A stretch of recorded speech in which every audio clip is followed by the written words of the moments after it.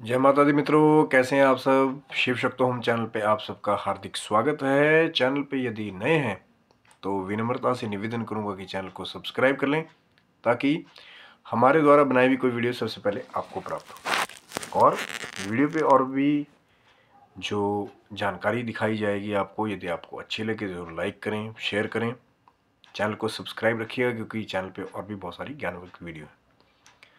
मित्रों, बहुत सारे लोग आजकल के इस जीवन में कहीं ना कहीं एक बहुत पुरानी कहावत है कि राम नाम से मुक्ति है और लक्ष्मी से है सब काम।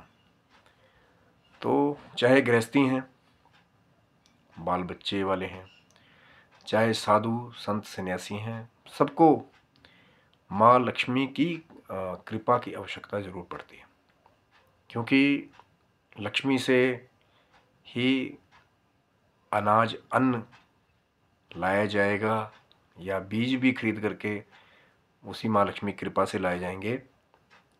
और अपनी क्षुधा को बुझाने के लिए, अपनी पेट की अग्नि को बुझाने के लिए साधु संत बड़े बड़े सन्यासियों को भी माँ लक्ष्मी की कृपा की आवश्यकता पड़ती है। मैं उनके बारे में बात नहीं कर रहा हूँ जो हिमालय में जो कई कई सालों से समाधिष्ट हैं, जिन्होंने वो सिद्धियाँ अर्जित कर ली हैं कि अब उन्होंने भूख प्यास पे विजय प्राप्त कर लिए। मैं उनके बारे में बात कर रहा हूँ जिनको अपनी क्षुधा, अपनी पेट की अग्नि बुझाने के लिए अन्न की आवश्यकता पड़ती है। तो प्रश्न वही है कि हर एक इंसान चाहता है कि हमारे घर में धन आए और सुख सुविधाएं बढ़ें, क्योंकि माँ की कृपा से ही गृहस्थी की सुख सुविधाएं बढ़ती हैं। तो आज वीडियो के अंदर मित्रों, जैसा कि कैप्शन में आपने देखा था, आज बात करने वाले हैं लक्ष्मी को और पैसे को आकर्षित करने वाले बीजों के बारे में।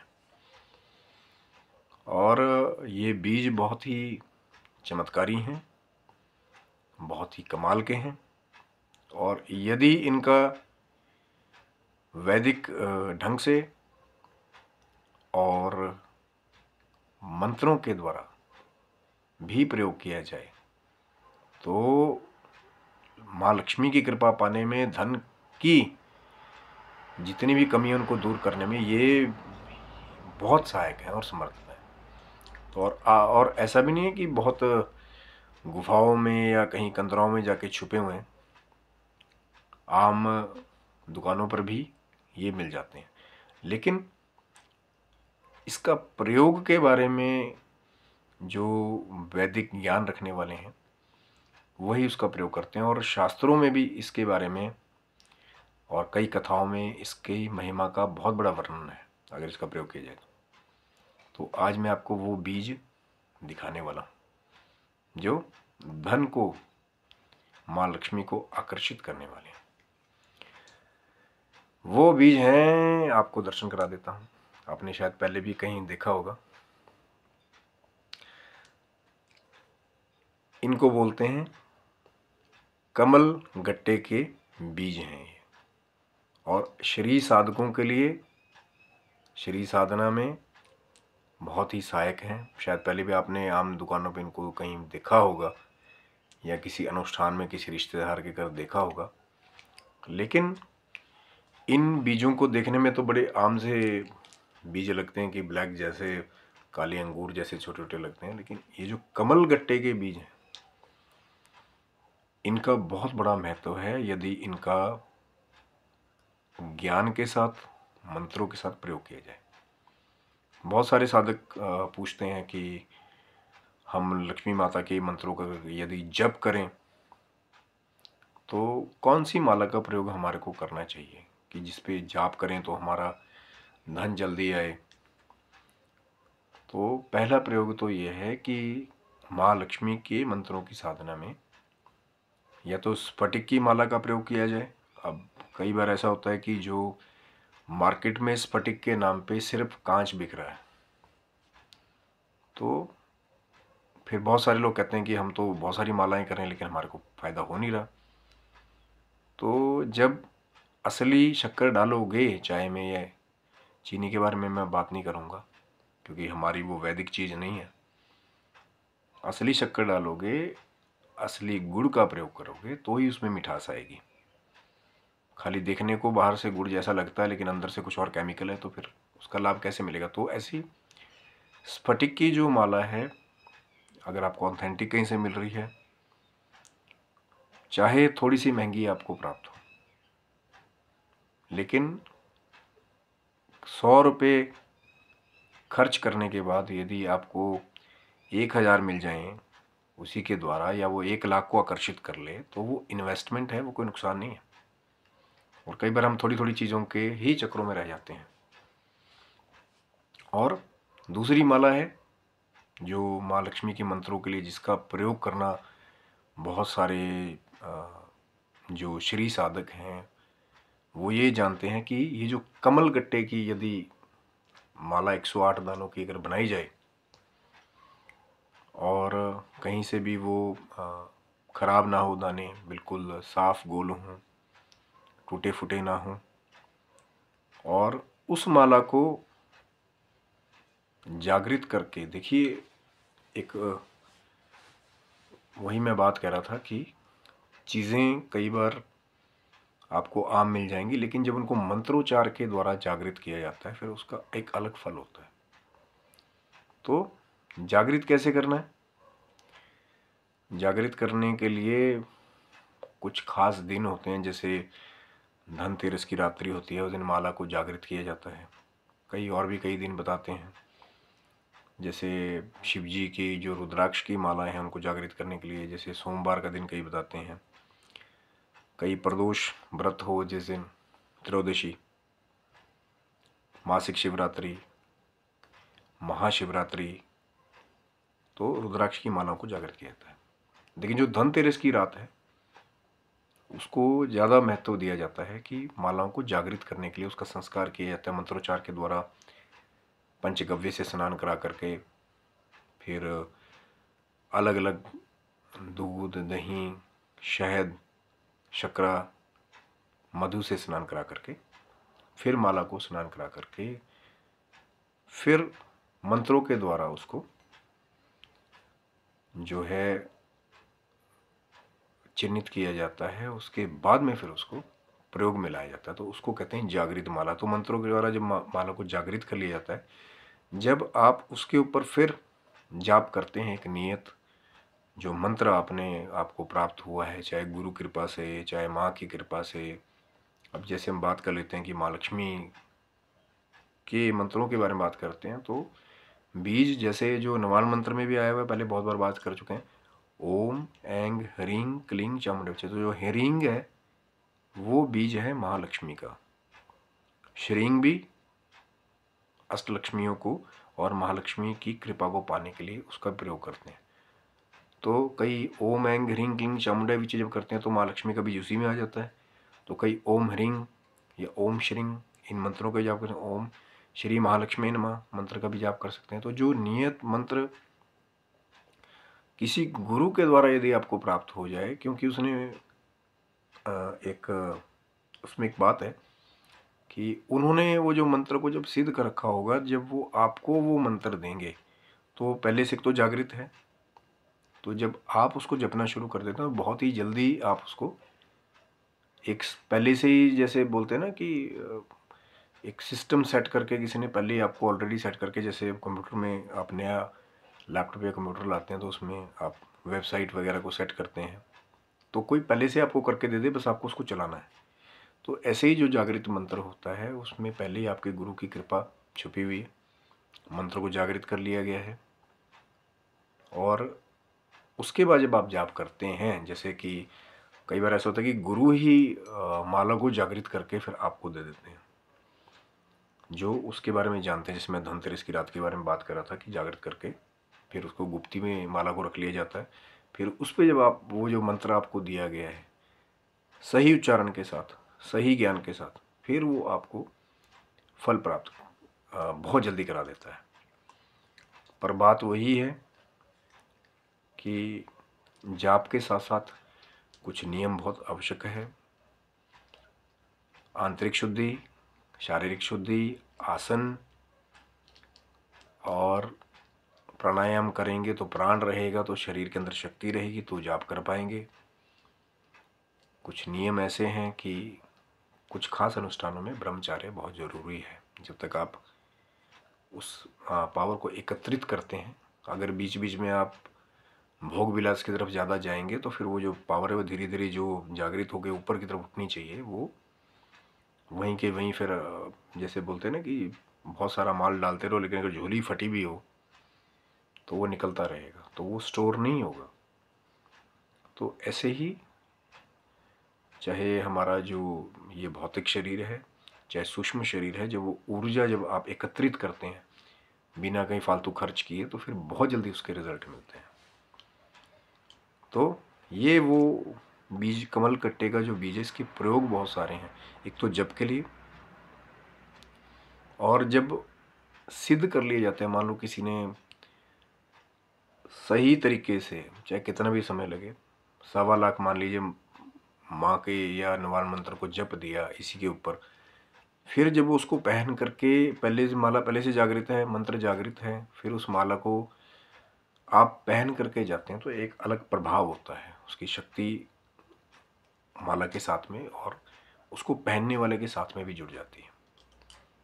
तो प्रयोग नंबर 2, और दुर्गा सप्तशती की कृपा से जब आप नवरात्रों के व्रत की कथा को भी पढ़ेंगे तो उसमें भी ये बताया गया इसका महात्म्य कि कमल गट्टे के बीजों से जब हवन किया जाता है शुद्ध तरीके से मंत्रोच्चार के द्वारा, तो राज सुख को भी प्राप्त कराने वाला होता है।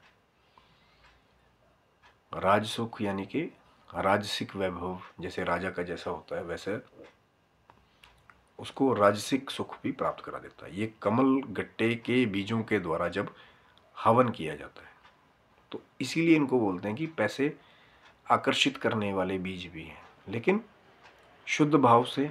ये नहीं कि आप अपने लिए तो मांग रहे कि मुझे राजपाट मिल जाए, लेकिन दूसरों के लिए मांग रहे कि यार वो तो ख़त्म हो जाए तब मैं राजा बनूंगा, ये वो। सिर्फ अपनी तरक्की के बारे में आप लोग काम करिए, दूसरा क्या कर रहा है क्या नहीं उसके बारे में आपको चिंता नहीं होनी चाहिए। तो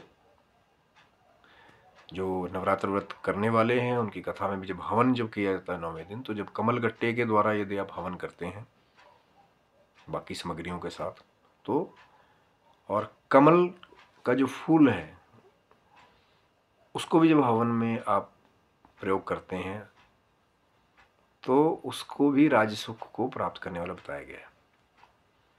और राज्य सुख के लिए कमल का जो पुष्प है उसको, तो यही कमल गट्टे के बीज हैं। अगर कमल का पुष्प नहीं भी मिलता है तो कमल गट्टे के बीजों का वहाँ पे प्रयोग किया जाता है, क्योंकि एक तो आसानी से उपलब्ध हो जाते हैं।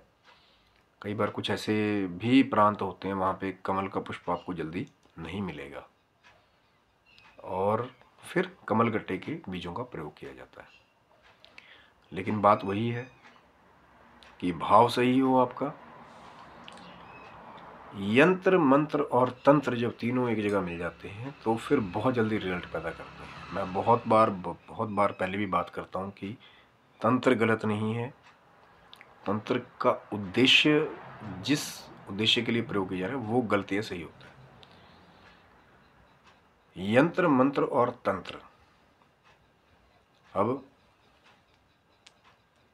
यंत्र तो कुछ भी हो सकता है, कोई लोहे की चीज़ भी हो सकती है, कोई मटेरियल, जैसे अब ये यंत्र की तरह भी काम कर सकता है, माला जो है,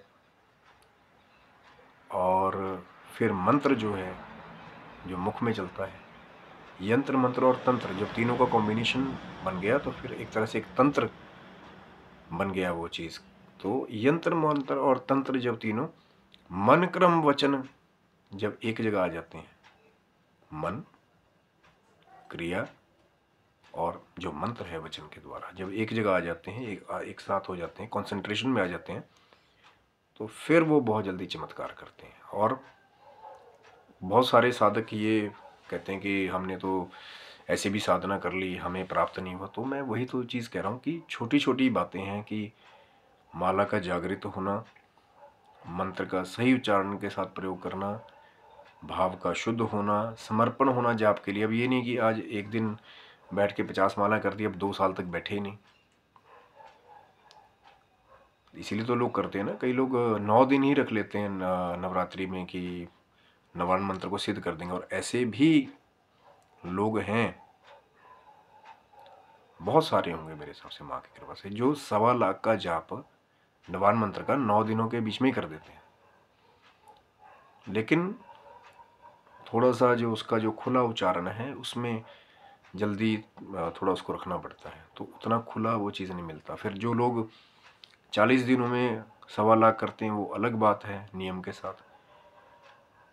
फिर कई 84 दिनों से पहले उस चीज़ को करते हैं, वो अलग बात है। कई रेगुलर ही इसको करते हैं पूरे अपने लाइफ टाइम तक, वो तो बहुत ही बड़ी चीज़ होगी कि रोज़ जैसे किसी ने नियम बना लिया कि 20 मालाएं करनी है, और पर नियम भंग ना हो तो वो जो इमारत है वो बहुत स्ट्रांग रहेगी। अब ये नहीं कि आज 2 दिन बैठे, तीसरे दिन कहीं घूमने चले गए, माला कोई छोड़ गए, वीकेंड मना ली, फिर आके फिर मिलेगा फल उसका भी। लेकिन जो लगातार एक, जिसके अंदर कोई गैप नहीं होता, कोई छिद्र नहीं होता, वही कपड़ा तो लोग ढूंढते हैं ना। कि अब पैंट लेने के लिए गए मार्केट में, उसमें एक जगह छेद लगा हुआ है, तो वो पैंट लेंगे आप? नहीं लेंगे आप। तो सर्वश्रेष्ठ उसी जाप को माना जाता है जिसमें गैप ना हो। हाँ ठीक है, अगर टाइम नहीं है 20 माला जो का, रोज का नियम है कि 1 माला करनी है। बहुत सारे साधक भी कई सिद्ध ये बताते हैं कि जब 1.25 लाख आप जैसे मान लीजिए 9 दिन में कर लिया, 40 दिन में कर लिया, फिर उसके बाद सिर्फ 1 माला ही अनिवार्य होती है कि 1 माला तो करनी है, कि वो लड़ ना टूटे। 1.25 लाख पे तो जागृत आपने कर लिया, लेकिन उसके बाद भी जरूरी नहीं कि भाई आप करना ही नहीं है, तो 1 माला फिर भी बताते हैं लोग कि 1 माला रोज की होनी चाहिए, कि जो रूटीन है हमारा वो ना टूटे। तो वही सारी बात है कि बीज मंत्रों का और बीजों का, जो माला के बीज हैं, जब दोनों मिल जाते हैं तो फिर वो जो वृक्ष है वो सिद्धियों को देने वाला, वो कहीं ना कहीं बहुत बड़ा हो जाता है। और ऐसे ऐसे फल भी देने लगता है कई बार कि आदमी को विश्वास ही नहीं होता कि यार वहाँ से भी पैसा आ रहा है, वहाँ से भी आ रहा है, मैं कुछ कर ही नहीं रहा हूँ। क्योंकि आपने जो मेहनत करनी थी वो आपने पहले की। जब तक वो पेड़ नहीं लगा ना, करते हैं ना मेहनत लोग की, खोदते हैं, फिर उसमें खाद डालते हैं, फिर नया बीज डालते हैं, फिर थोड़े दिन तक उसकी रक्षा भी करते हैं कि अब थोड़ा चलने लग जाए। तो जब चल पड़ता है एक बार और डेली आप उसको पानी दे रहे हैं, तो धीरे धीरे वही पौधा एक बहुत बड़े वृक्ष का रूप ले लेता है। और फिर धीरे धीरे वो सदा बहार रूप से जब उसकी केयर होती रहती है थोड़ी थोड़ी, ये नहीं कि वहीं बैठे रहो, तो फिर आपको ऐसे ऐसे फल देने लगता है।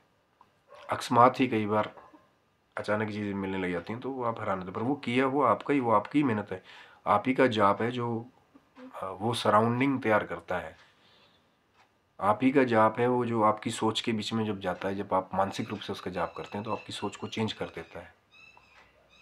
उस मंत्र में पावर तो है, लेकिन मैंने कहा ना, यंत्र मंत्र और तंत्र तीनों का कॉम्बिनेशन है। अब मंत्र किसी को दे दिया लेकिन वो मेहनत नहीं कर रहे हैं उसके ऊपर, गुरु चाहे बहुत बड़े 20 माले की गद्दी पे बैठते हों, तो उन्होंने अपने दास को मंत्र दिया कि शिष्य बना लिया, लेकिन वो उसको जपे ही ना, तो भी इसका लाभ नहीं है। और गुरु ही ऐसे बना लिए कि जिनको उसका ज्ञान ही नहीं है, ना कभी आत्मसात किया, और जो वेद में मंत्र ही नहीं है उसको बना बना के अपनी तरफ से शाबर मंत्र चिपका दिया, एक रात में उन्होंने जप दिया, वो आपको दे दिया, तब भी कुछ नहीं मिलेगा। मैं यहाँ पे कोई गलत कमेंट नहीं करना चाहता हूँ, बट जो सच्चाई सच्चाई।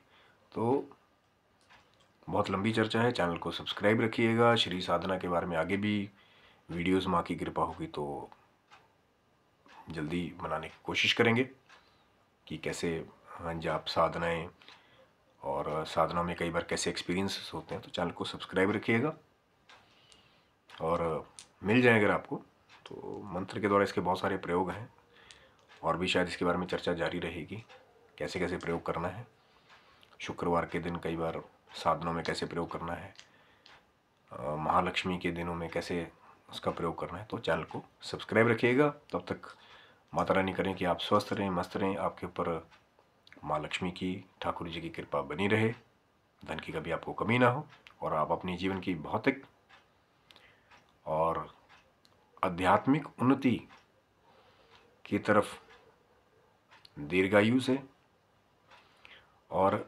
निरोग रह करके अग्रसर हो, क्योंकि पहला सुख निरोगी काया।